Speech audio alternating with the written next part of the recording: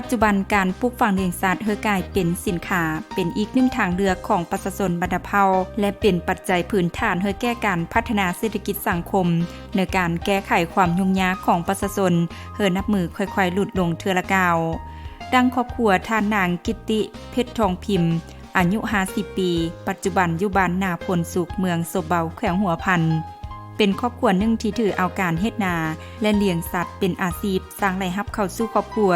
สามารถส่งลูกเรียนจบวิชาอาชีพทั้งภายในและต่างประเทศท่านนางกิตติเพชรทองพิมพ์เฮอสัมภาษณ์ว่าภายในครอบครัวมี2คนก่อนที่จะหันเอาการเลี้ยงสัตว์ไปเคียงคู่กับการเฮ็ดนาตนเองและครอบครัวได้ศึกษาปึมคู่มือการเลี้ยงสัตว์มาเป็นระยะหนึ่งหลังจากนั้นผัวเมียจึงได้ปรึกษากันเนื้อที่สุดก็มีความเป็นเอกภาพแล้วตัดสินใจเลี้ยงสัตว์แต่ปี 2011 เป็นต้นมาเนื้อเบื้องต้นได้เสิร์ชทุนของตนเองจำนวน30ล้านกีบซื้องัวได้6ตัวมาทดลองเลี้ยงแบบธรรมชาติปล่อยเสื้อขังยาเนื้อยามฝนและนำมาเลี้ยงแบบลามเสือกเฮือสัตว์กินยาและเฟืองเนื้อฤดูการเก็บเกี่ยวเมียนมัดเข้าหน้าแล้วเขตบริเวณเกอบานผ่านการเลี้ยงมาได้ระยะหนึ่งงัวได้มีการเกิดแม่แพร่ลูกออกเนื้อแต่ละปีได้ขายออก3-4โตเป็นเงิน20ล้านกีบเพื่อยกระดับการเลี้ยงสัตว์ให้ได้รับผลดีฮอดปี 2015 ตนเองและครอบครัวได้บุกเบิกเขตป่าซึบสมที่เป็นนาเหือของพี่น้องมาเฮ็ดสวนหญ้าเลี้ยงงัวจำนวน3เฮกตาร์กว่าซึ่งห่างจากบ้านประมาณ2กิโลเมตรและได้รับคำแนะนำเทคนิคการดูแลสัตว์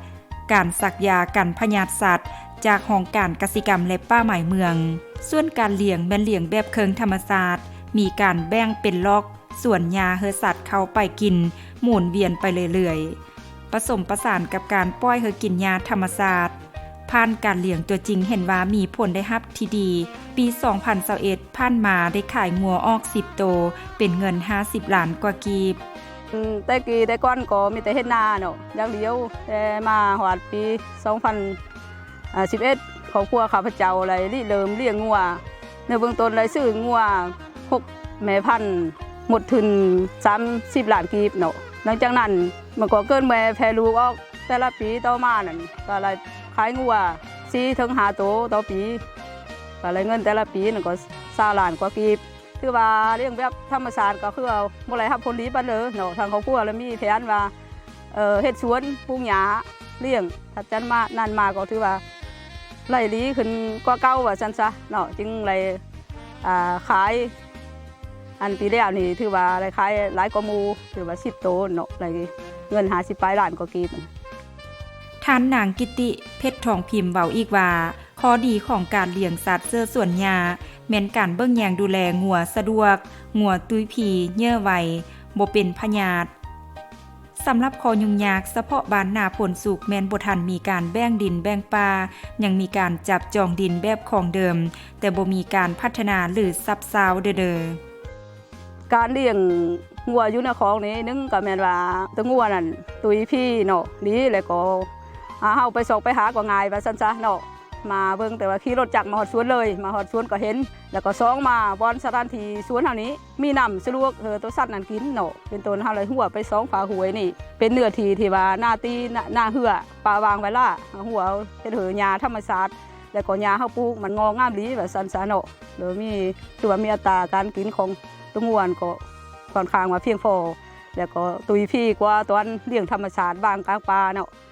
มันนี่ข้อนึงยากเฉพาะบ้านหน้าพลสุขเฮานี้แล้วบ่ทันไหลแบ่งดินแบ่งป่าเนาะแต่ละครอบครัวบ่มีสถานที่เฮ็ดก็มีหลายครอบครัวอยู่บ้านเฮานี่จักเฮ็ดแต่ว่าบ่มีดินย้อนว่าการจับจองของพ่อแม่พี่น้องประชาชนเฮานี่ยังมีแนวคิดคล่องลืมเนาะบ่ป้าบ่ปล่อยเผลอพี่น้องลูกหลานเฮ็ดยังจับยังจองยังดึงเอาไว้แต่สมัยปู่ย่าตายายก็ยังว่าเราให้เราสวนนั่นคือว่านี่แหละคนยุ่งยากเป็นปัญหากกแล้ว2มาเฉพาะครอบครัวเฮาแล้วแม่นขาดแรงงานเนาะท่านนางกิตตินี้ท่านหวังทองเพชรอัมพรห้องในบ้านบ้านนาพลสุขว่าระยะผ่านมาคณะภาคอำนาจการปกครองบ้านได้ซุกอยู่นำพาประชาชนเอาเจอเสื้อพัฒนาชีวิตการเป็นอยู่ตามแผนพัฒนาเศรษฐกิจสังคมของบ้านเนื้อแต่ละระยะเป็นต้นแมนเล็งเสื้อการปลูกฝังเลี้ยงสัตว์เยอะสัตว์หน่อย หนึ่งในนั้นครอบครัวท่านางกิตติเพชรทองพิมพ์ก็เป็นครอบครัวแบบอย่างด้านการเลี้ยงสัตว์เนื้อบ้านสามารถนำพาครอบครัวมีอยู่มีกินมีเงินส่งเสริมลูกเรียนจบทางภายในและต่างประเทศสามารถเป็นครอบครัวที่หลุดพ้นจากความทุกข์ยากใด ก็โรยยิงเซอร์ทิศชีน้ำของขันเทิงและก็ของบานเนื้อระยะพันมานั้นเพิ่นเลยหันเชอเอาเวียงงานการปลูกการเลี้ยงนี่เป็นอาชีพฉะนั้นคณะฝักคณะปกครองวานของพวกเฮาก็ไล่สู้อยู่พ่อแม่ประชาชนหันมาปลูกยาเลี้ยงสัตว์จำนวนหนึงเนื้อระยะพันมาคณะฝักคณะปกครองพวกเฮาเห็นว่าครอบครัวของท่านนางกิตตินี้ถือว่ามีความจูบจาวหาวหันแท้เฮ็ดแท้ทำจริงสามารถสร้างรายรับรายลื่นกว่าครอบครัวอื่นภายในบ้านว่าซั่นเนาะ ท่านนางกิตติเพชรทองพิมพ์ยังเฮอหูอีกว่าภายหลังที่หันเอาการเลี้ยงงัวไปเคียงคู่กับการเฮ็ดนาได้เฮ็ดให้ชีวิตการเป็นอยู่ของครอบครัวดีขึ้นเป็นก้าวๆมา